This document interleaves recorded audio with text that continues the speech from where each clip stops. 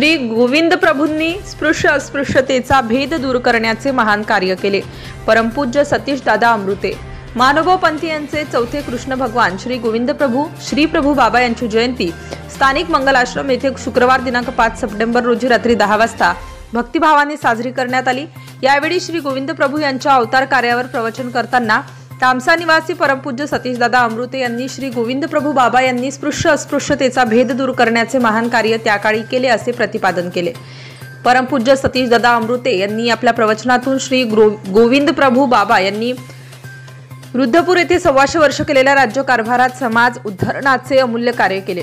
कृतीतून अंधश्रद्धेवर प्रहार केला। स्वच्छतेचे महत्त्व पटवून देण्यासाठी स्वतः स्वच्छता कार्यात सहभाग घेतला।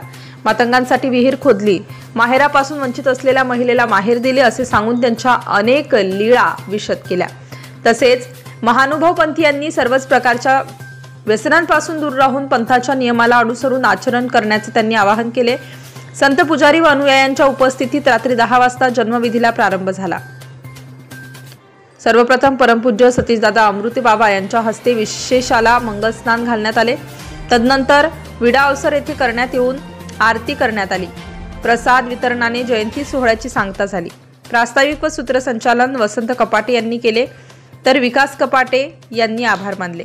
जयंती सोहळ्याच्या यशस्वीतेसाठी दिनेश कपाटे, विकास कपाटे, देवेंद्र कपाटे, आदर्श विद्वांस, अजिंक्य तळेगावकर, राजेश आराध्ये, नवल वानखेडे, गोविंद आराध्ये, प्रवीण विद्वांस, सुरेश आराध्ये, राहुल आराध्ये, सचिन कपाटे, मंगेश कपाटे, अंबादास मुक्टे, अशोक हुमणे, विनोद वानखेडे यांच्यासह सर्व मित्रमंडळाच्या सर्व कार्यकर्त्यांनी परिश्रम घेतले।